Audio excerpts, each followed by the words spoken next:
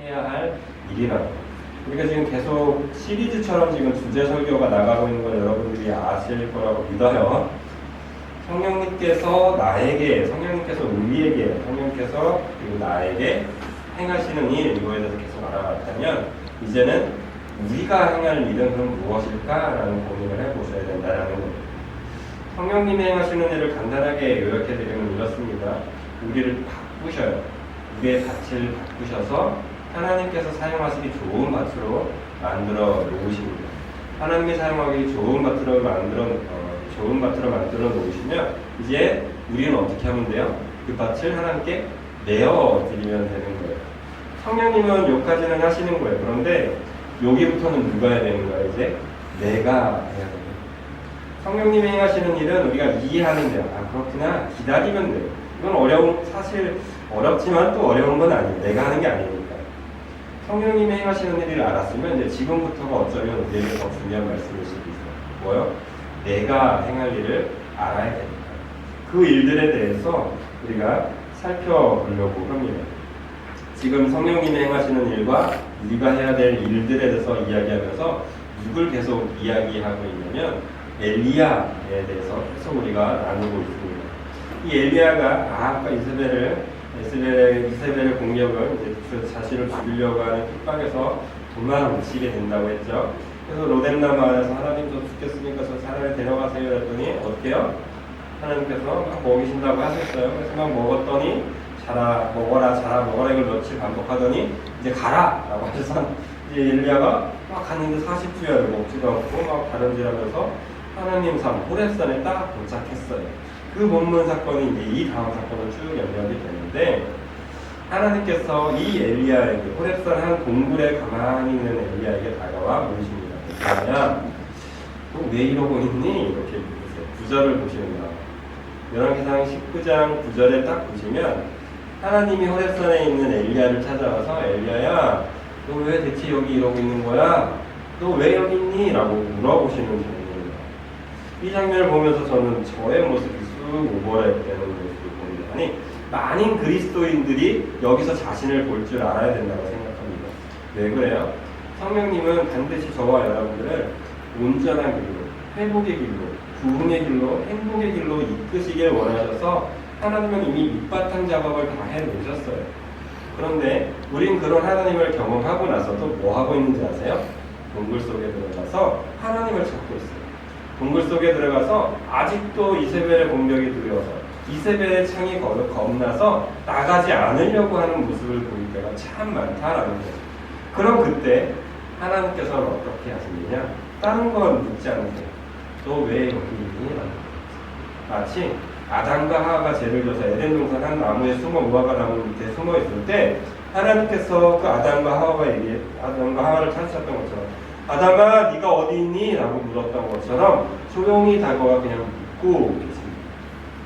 엘리야야, 너 왜 여기 있니? 그때 우리는 반응해야 돼요. 어떻게 반응해야 될까요? 여러분들이라면 어떻게 반응하시겠습니까?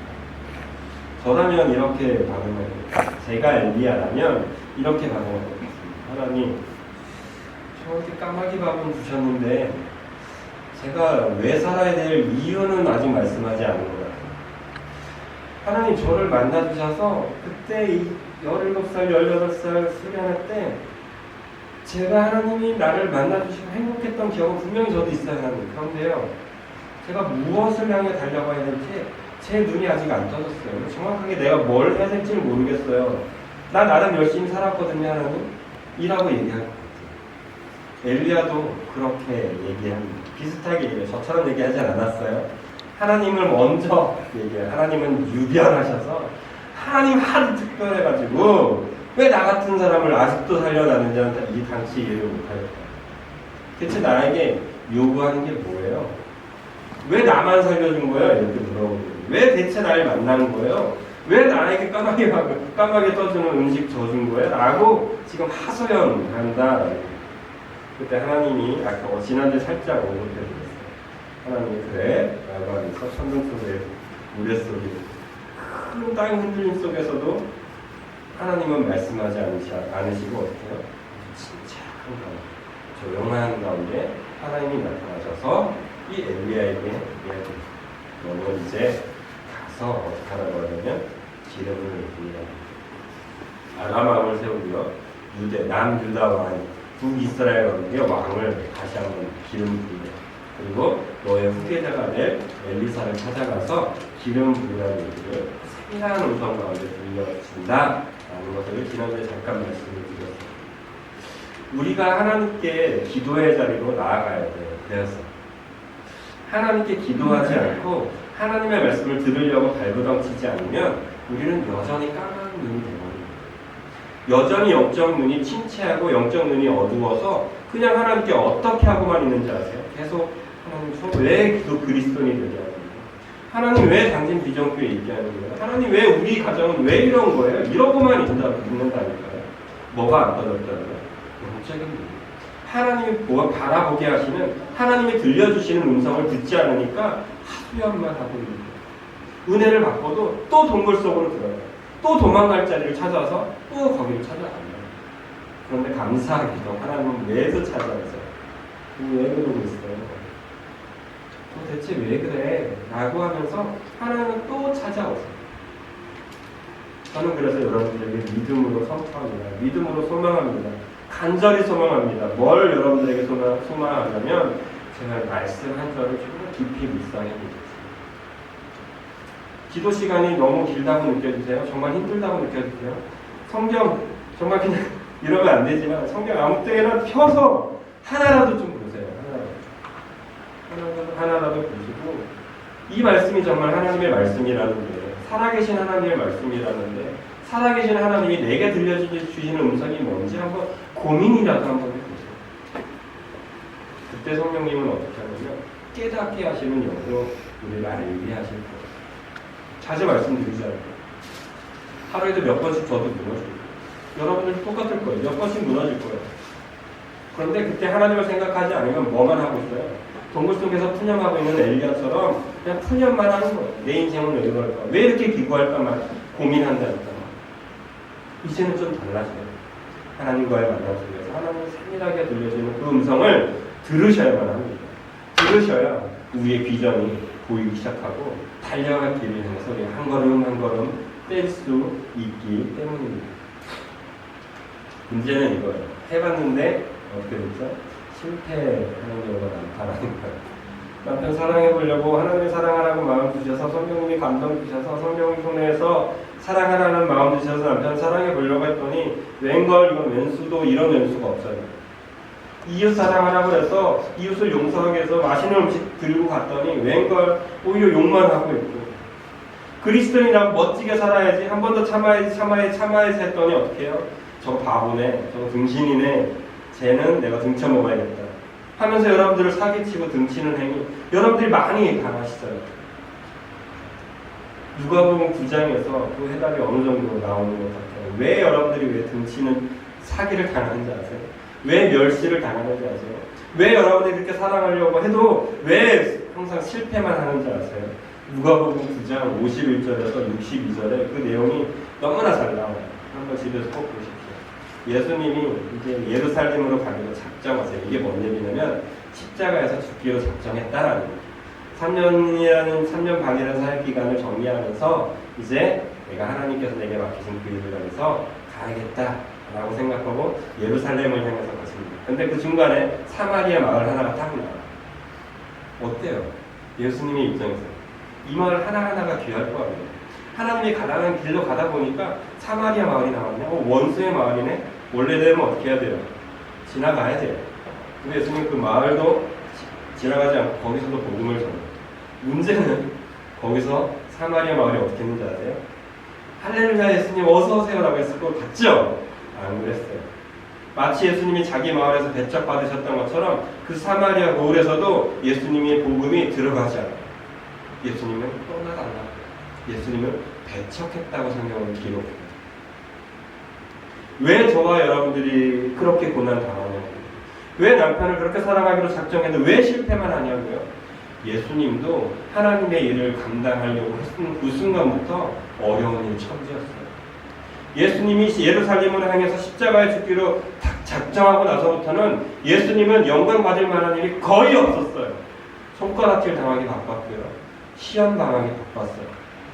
심지어는 돌팔매질을 당했고요. 고난의 길을 걸어가셨어요. 결국 어떻게까지 하셨어요? 죽기까지 하셨어요. 하나님의 일을 한다라는 것은 그런 길인 거예요.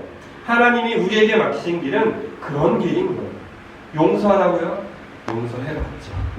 실패하셨어요? 당연한 거예요. 왜요? 하나님이 우리에게 맡기셨던 일은 그렇게 쉬운 일이 아니기 때문에. 결코 호락호락한 일이 아니기 때문입니다. 우리 아이들에게 가끔 심부름을 시킨다고 했습니다. 슈퍼도 갔다 오게, 또 어디든 갔다 오게, 뭘 사오라고 하라고 할 때도 있고, 대부분 아이들이 첫 번째 반응은 이거 싫어요, 하기 싫어요, 못해요. 근데 아비가 아들에게, 딸에게 시키는 일은 너무나 간단해요. 정말 죽으라고 보내는 일은 없어요. 할 수도 있고, 이 아이가 이 일을 통해서 성장할 걸 기대하고 있기 때문에 시켜요. 그런데 많은 아이들이 거기서 하기 싫으니까 사실은 하기 싫어서 안 해버려요. 포기해버려요. 때론 두려워서 안 하고요. 때론 염려스러워서 하지 않습니다. 저는 여러분들에게 그런 의미에서 여쭤보고 싶어요. 물어보고 싶어요. 하나님께서, 성령님께서 분명 이번 주에도 여러분들에게 부담을 주셨을 거라고 저는 생각해요. 한 번 더 참아보라고 부담 주셨겠어요. 한 번 더 가보라고 부담 주셨을 거예요. 한 번 더 사랑해보고 한 번 더 좋은 언어로 말해보라고 부담 주셨을 거라고 믿어요. 그때 여러분들은 어떻게 반응하셨습니까? 해봐도 안 돼? 라고 반응하셨습니까? 아니면 성령님이 주신 마음이니까 한번 해봐야지 예수님처럼 부딪혀 보셨습니까? 만약 여러분들이 예수님처럼 부딪혀 보셨다면 어쩌면 여러분들은 예수님처럼 하나님이 주신 사명에 실패하는 경험이 있었을지 모릅니다. 저는 그런 여러분들에게 예수님을 축복합니다. 그럼 여러분들은 다음 주에 저에게 얘기할 수 있을지도 모르겠어요. 목사님 말씀처럼 해봤더니 내 남편이 변하더군요. 이런 말을 하지 않을 거예요. 해봤자 소용없던데요. 이런 얘기가 또 나올 거예요. 왜 그렇다고요? 그게 하나님께서 우리에게 맡기신 이 세상을 뒤바꿀 진짜 씨를 뿌리는 일이기 때문에 우리는 헤딩할 거예요. 넘어질 거예요. 또 실패할 거라고. 마치 예수님처럼. 어디까지 가는지 아세요? 진짜 죽고 싶을 만큼. 다 포기하고 싶을 만큼. 예수님이 그 십자가 도상 위에서 하나님! 나를 왜 버리셨어요? 어찌하여 나를 버리십니까? 라고 외쳤던 것처럼 우리가 하나님의 일을 감당하고 나아갈 때 하나님의 일을 도저히 납득하지 못하는 순간까지 갈 거예요. 그 순간까지 가십시오. 그 순간까지 가시면 여러분들이 진짜 죽는 거예요. 여러분들이 진짜 죽으면 이제는 진짜 부활이 나타납니다. 그런데 우리는 죽는 척만 해요. 죽으려고 마음만 먹어요. 신용만 해요.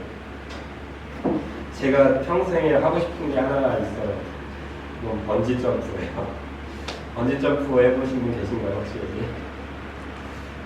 저는 공수부대 출신이어서 낙하산도 매달 뛰었던 사람이거든요. 그래서 번지점프를 해보고 싶다는 마음이 있는데 일단 비싸서 안 하죠. 첫 번째 비싸서 안 하고, 두 번째는 솔직히 믿음이 잘 안 가요. 줄이 그렇게 두껍지가 않더라고요. 떠들었다 끊어지면 어떡하지? 사실 그런 염려도 있어요. 비싸서 안 한다는 건 사실은 핑계겠죠. 그런데 저는 안 해봐서 모르겠지만 번지점프를 해본 사람의 말에 의하면 두 가지가 겁납니다. 그러니까 해본 사람들의 말에 의하면 첫 번째 뛰어내리는 순간이 그렇게 겁납니다. 두 번째는 언제가 겁나냐면 얘가 언제 잡힐지를 몰라서 겁납니다. 뛰어내리는 순간은 용기만 있으면 됩니다.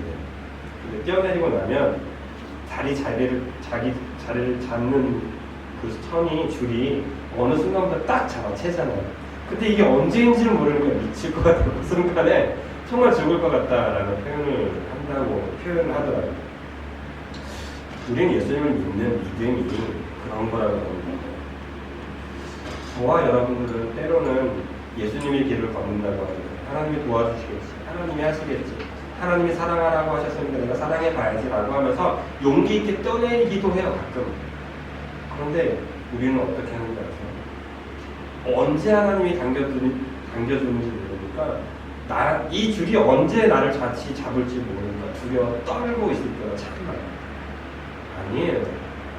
하나님의 줄은 절대 끊어지지 않습니다. 여러분들을 죽일 것만 같은 그 공포스러운 상황 속에서 하나님의 눈은 끊어지지 않고 우리를 다시 어떻게 하는지 아세요? 잡아 끌어올리십니다. 이게 하나님의 방법입니다. 예수님 비록 사마리아에서 실패하셨어요. 맞아요. 예수님 비록 십자가 도성에서 하나님을 원망하는 듯한 뉘앙스로 말도 하셨어요. 맞아요. 그리고 하나님 실제로 예수님 실제 십자가에서 너무 괴로워서 내가 그 쓴 포도주 나하고 다시 마실 그 쓴 포도주까지 마시면서 당신의 목마름을 하나님께 외쳤어요. 맞아요. 그런데요, 예수님은 십자가에서 죽으신 후 당신에게 맡기신 하나님께서 예수님에게 맡기신 그 길을 온전하게 걸어가고 부활이라는 큰 기쁨으로 첫 영광을 되셨습니다. 사랑하는 당진 성결교회 성도 여러분, 예수님의 이름으로 축복드리는 것은 이거입니다. 하나님께서 우리가 들려주신 그 인사는 분명 여러분들을 눈물 나게 할 거고요. 분명 아프게 할 거고요. 정말 죽을 것 같은 상황으로 몰고 갈 때가 너무나 많을 거예요. 그렇지만 성령님께서는 그런 저와 여러분들을 든든하게 잡아주실 거예요. 든든하게 잡아주실 뿐만이 아니라 끌어올리실 거예요. 어떻게 해요? 그것을 즐기기.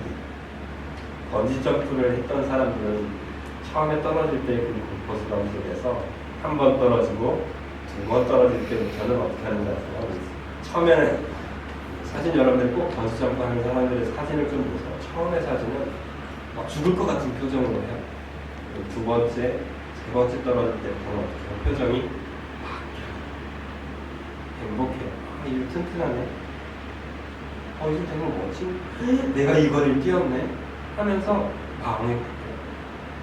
저와 여러분들이 이번 시간이라는 동안 어떻게 되냐면 이 믿음의 번지점프를 해보셔야 돼요. 때론 죽을 것 같은 고통스러운 얼굴이 그러면 어떻게 될 거냐면 바뀔 거예요. 해보니까 할만하네. 해보니까 이거 나 죽는 거 아니었네. 그런 믿음의 고백들이 저와 여러분들을 통해서 반드시 성령께서 행하게 하실 것입니다. 왜 그러냐면 갈라디아서 5장 1절을 한번 보세요. 갈라디아서 5장 1절.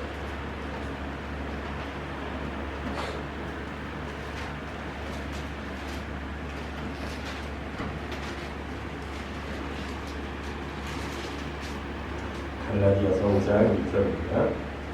같이 읽어볼까요? 그리스도께서 우리를 자유롭게 하려고 자유를 주셨으니 그러므로 굳건하게 서서 다시는 종의 멍에를 매지 말래요. 한 번 더 읽어볼까요? 그리스도께서 우리를 자유롭게 하려고 자유를 주셨으니 그러므로 굳건하게 서서 다시는 종의 멍에를 매지 말라. 저와 여러분들에게 하나님은 그 번지점프대 앞에서 자꾸 밀으려고 하신다니까. 그럼 우리는 어떻게 느껴요? 왜 자꾸 미는 거야? 하나님 밀지 말라고 막 이렇게 해요. 근데 번지점프를 껴버리고 나면 우리가 그 놀라운 그 기쁨들을 누리게 돼요. 그러니까 하나님이 저와 여러분들을 때로는 얽매는 것처럼 느껴져요. 죄의 정처럼 느껴지게 막 자꾸 미는 것처럼 느껴지는 순간이 왔을 거예요. 근데 그거는 여러분들을 얽매이기 위한 게 아니에요. 어떻게 하기 위한 거예요? 그 두려움 앞에서 뛰어내릴 수 있는 자유인으로 살아가게 하기 위함입니다. 죄 앞에 무너지고 사람들 앞에 무너지고 세상 속에서 이끌린 대로 끌려다니는 죄의 종들이 아니라 세상에서 여러분들 잡아 끌어채려고 할 때 여러분들은 그 손을 뿌리치고 하나님 앞에 붙들러 매드는 이 자유인으로 살게 하려고 하나님은 어떻게 하는 거예요? 밀어보는 거예요. 뛰어내려가도 안 죽어. 세상 속에서 나와봐 괜찮아. 살 수 있다니까 라고 하는 게 오늘 이 갈라디아서 5장 1절의 말씀입니다. 또 한번 볼까요? 13절 한번 볼까요? 25절 5장 25절 갈라디아서 5장 25절 읽어드립니다. 만일 우리가 성령으로 살면 또한 성령으로 뭐래요? 행할지니 26절 헛된 영광을 구하여 서로 노엽게 하거나 서로 투기하지 말지니라. 만일 우리가 성령으로 살잖아요. 믿음으로 행하잖아요. 믿음으로 번지점프를 하잖아요. 그럼 어떻게 해요? 성령으로 행하는 일들이 우리에게 나타날 거예요. 그러니까 저와 여러분들이 해야 될 건 26절에 헛된 영광을 구하지 말라. 서로가 막 노하게 하지도 말자라는 거예요. 사랑하는 당진기종교 여러분, 여러분들이 이번 한 주 성령으로 행해서 죄의 종에서 해방된 종, 자유인으로 살아가시겠습니까? 아니면 여전히 헛된 것을 구하다가 세상과 다투고 남편과 다투고 자녀와 다투고 이런 헛된 싸움에 여러분들의 에너지를 소비하다가 그렇게 말겠습니까? 성령으로 사는 사람은 헛된 것을 구하지 않습니다. 헛된 삶을 살지도 않습니다. 제가 설교했던 것 중에 아직도 좀 기억에 남는 설교 제목이, 저는 설교 제목을 되게 중요하게 생각하는 사람 중에 하나여서 때로는 이상하게 하기도 하는 게 그런 이유예요. 그 중에 제가 기억에 남는 설교 제목 중에 하나가 낭비하는 믿음, 낭비하는 신앙이라는 거예요. 낭비.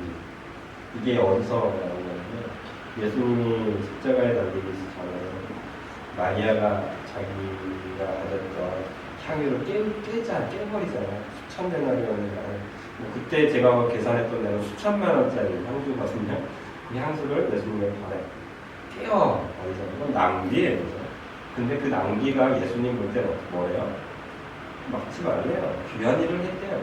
세상적인 눈으로, 심지어 예수님의 제자들의 눈에도 왜 허비하냐라고 얘기해요. 왜 낭비하냐라고 얘기하는데 예수님은 그것을 보시고 낭비하는 게 아니래요. 하나님의 영광을, 그리고 이 일이 후대에 계속해서 반복돼서 이야기를 전하라고 이야기까지 하세요. 여러분들이 이번 한 주 어쩌면 그런 인생을 살아갈지도 모르겠어요. 수많은 돈을 들여서 허비하는 것처럼 보일지도 모릅니다. 여러분들 에너지가 헛된 곳에 쓰여지는 것처럼 보일지도 몰라요. 여러분들이 성령님의 말씀을 순종한다면. 그러나 이것은 예수님이 보실 때 헛된 게 아니고 허비하는 것도 아니고 낭비하는 것도 결코 아닙니다. 왜요? 우리는 성령을 따라가는 사람이기 때문에. 성령님은 억지로 하지 않으세요. 헛된 일도 하지 않으세요. 왜요? 성령님이 곧 하나님이십니다. 하나님이 곧 완전한 일을 이루실 거예요. 그런 저와 여러분들이 해야 될 건 딱 하나죠. 내 마음속에 성령님이 행하신다고 믿어지시면 그 일은 목숨으로 끝까지 하십시오. 포기하지 말고 하십시오. 그것이 저와 여러분들을 향한 하나님께서 주시는 분명한 믿음의 마음인 줄 믿습니다. 지난주와 이번 주 찬양이 하나도 안 틀리고 똑같아요. 아시는 분들은 아실 거라고. 혹시 처음 느꼈다면 큰일이에요. 지난주 찬양 시작부터 끝까지가 똑같았고요. 심지어 결단 찬양도 똑같아요. 왜 그럴까요? 이번 주도 저에게 성립한 마음을 주셨고, 여러분 이번 한 주에 여러분 실패하셨을 거예요. 그 실패를 즐기십시오. 아픔을 즐기십시오. 왜요? 내가 지금 성령님과 함께하고 있다. 문제는 이거. 난 행복한데, 난 살만한데, 또 있을만한데, 이건 정말 위험해요. 성령님과 동행하는 사람은 하나님을 의지할 수밖에 없어요. 내가 할만하다고 느끼는 것은 어마어마한 교만이고 어마어마한 하나님과의 멀리 떨어져 있다는 간증이기도 합니다. 힘드십니까? 어려우십니까? 하나님을 한 번 더 의지하십시오. 하나님께 한 번 더 나아가십시오. 그리고 성령을 따라 살아가십시오. 반드시 하나님께서는 그런 저와 여러분들에게 성령의 일을 오늘도 내일도 우리의 삶 전체 가운데 역사하실 줄로 믿습니다. 네. 하나님의 진리인데 찬양 한 번 더 할 텐데 이번 주부터 여러분에게 작은 미션을 드리려고 보시다가 보셨지만 뭔가 있죠? 네, 그게 마스크예요. 마스크인데 전도 마스크입니다. 하루에 하나만 전해주시고 오늘 기도하다가 만약에 하나님이 전도하라는 마음을 안 주셨어, 그럼 주지 마세요. 다시 들고 오세요. 그러니까 7개를 가져가십시오. 7개를 가져가셔서 하루에 한 영혼, 하나님이 주시지 않는다면 전해주지 마세요. 한 영혼 기도하고 나가서 집을 나가서 하나님 한 영혼에게 나에게 만나는 영혼, 어떤 영혼이 주셨습니다. 저에게 주신 하나님의 마음이 있다면 그 영혼에게 주겠습니다. 라는 마음 가지고 기도하시고 나아가세요. 그리고 하나님 주시면 그걸 전해주시고 돌아오십시오. 이것이 이번 한 달 동안 우리가 한번 계속해 볼 거예요. 하나님께서 어떻게 저와 여러분들에게 역사하시는지를 우리가 좀 테스트, 하나님을 시험하는 게 아니에요. 하나님께 우리가 믿음을 한번 드려보는 그런 한 달로 삼아볼 테니까 꼭 나가시기 전에 7개만 가져가십시오. 비싼 거예요. 7개만 딱 들고 가셔서 잘 정해보시고, 혹시 저에게 간증할 일이 있다면 간증을 이야기해 주시면 좋게 설교에 또 나누도록 하겠습니다. 우리 하나님의 진리를 믿음으로 찬양하면서 한 신찬을 드리겠습니다. 일어나서 찬양할까요?